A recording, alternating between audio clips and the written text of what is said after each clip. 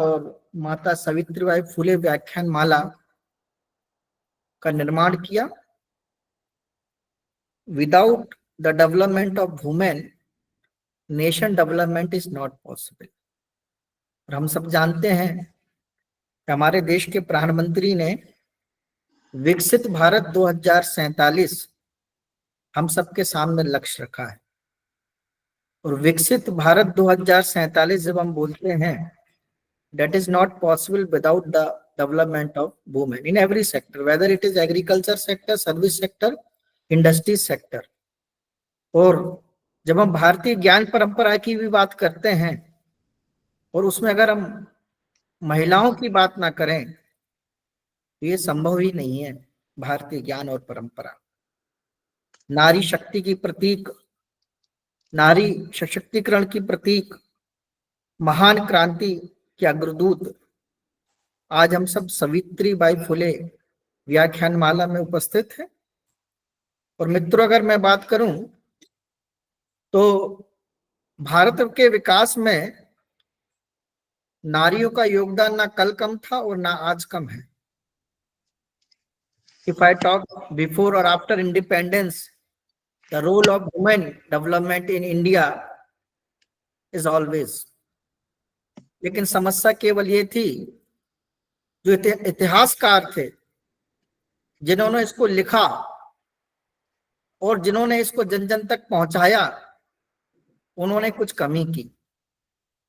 और अगर हम 1947 के पहले की बात करते हैं तो ऐसे महान क्रांतिकारी महिला थी, जब पुरुषों ने हथियार रख दिए, चाहे अंग्रेजों के सामने हो चाहे मुगलों के सामने हो, तो वो नारी आगे आई, उन्होंने तलवार निकाली और अपने परिवार को भी संभाला।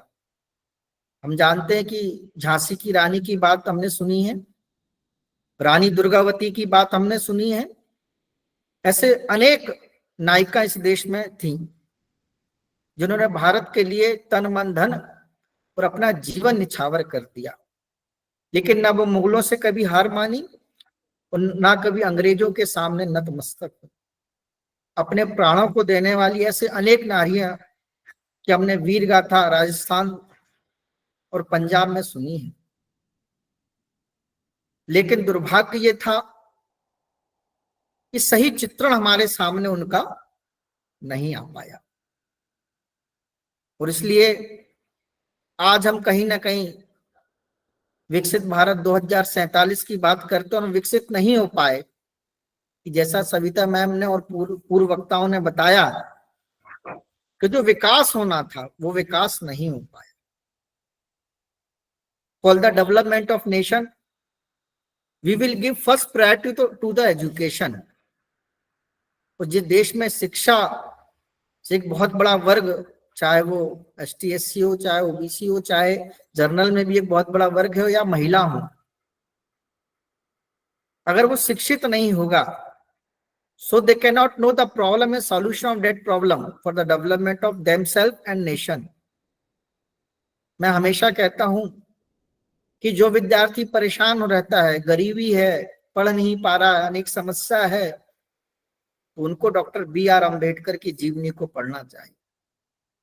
कि डॉक्टर BR अम्बेडकर सभी समस्याओं से संघर्ष करते हुए उन्होंने सबसे पहले अपने आप को निर्माण किया on the basis of the education. Education ऐसा पावर है, ऐसी शक्ति है जिसका तोड़ कहीं नहीं है। In the time of the birth of doctor BR Ambedkar, जिस व्यक्ति को शिक्षा के मंदिर में प्रवेश करने नहीं दिया, तो क्या कोई सोच सकता था कि वो व्यक्ति संसद के अंदर संविधान के निर्माता के रूप में पहचाना जाएगा। This is only possible by the education. और इसलिए अगर आज हम महिला उत्थान, महिला डेवलपमेंट की बात करते हैं तो सावित्रीबाई फुले जैसी महान नायिका को हम सबको याद करने की आवश्यकता है।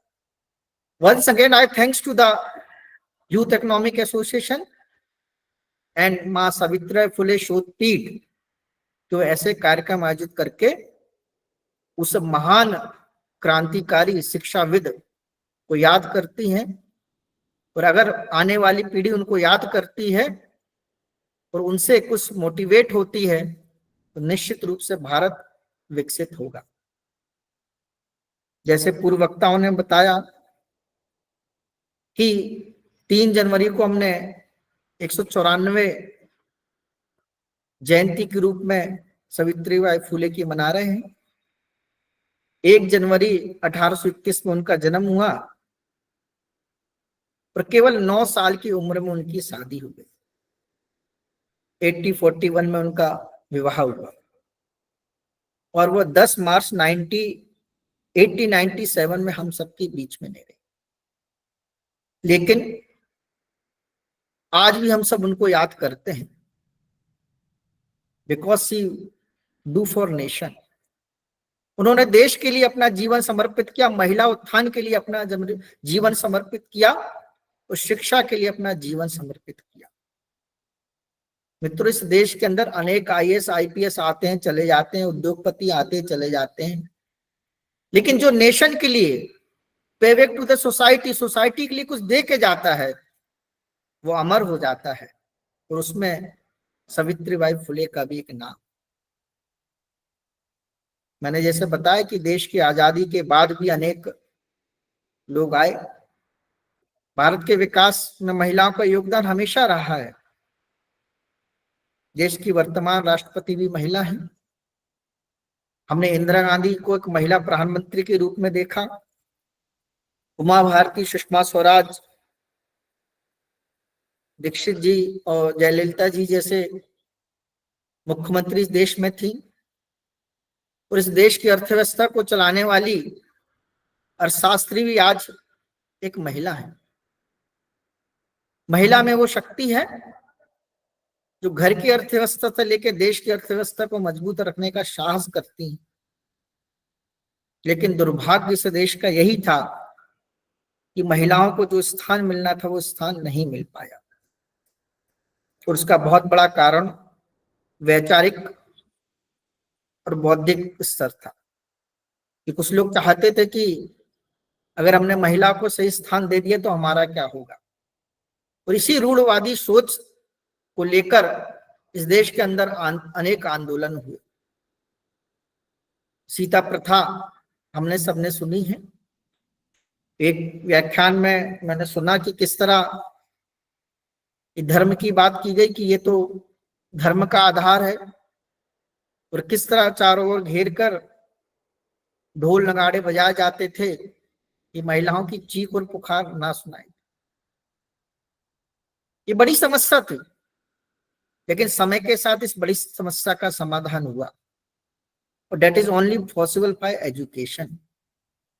तो इसलिए एजुकेशन ही सब समस्या का समाधान है। दुर्भाग्य से देश का यह था कि आजादी के पहले आजादी के बाद जो हमको शिक्षा के लिए बजट मिलना था, शिक्षा के क्षेत्र में जो क्रांति आनी थी वो क्रांति नहीं आ पाई। लेकिन फिर भी पिछले कुछ वर्षों में शिक्षा के क्षेत्र में बहुत परिवर्तन हुआ है। आज परिवार के मुखिया भी महिलाओं को शिक्षा को लेकर चिंतित हैं और महिलाएं आज परिवार में कदम से कदम मिलाकर चल रही हैं। अगर हम भारत में जनसंख्या की बात करें तो 65.19 करोड़ वुमेन पॉपुलेशन है। 2023 में हम अगर कहें तो 86.5% गर्ल्स हैं और 2011 की जनसंख्या की हम बात करें तो 65.46 वुमेन और 82.14 मेल के कुछ डाटा हमारे सामने आते हैं। तो female labour force participate rate जो भारत की अर्थव्यवस्था में है वो केवल 32.7 है 2023 में, जबकि मेल 76.8 है। लेकिन मैं आपको ये बताना चाहूंगा ये जो आंकड़े लिए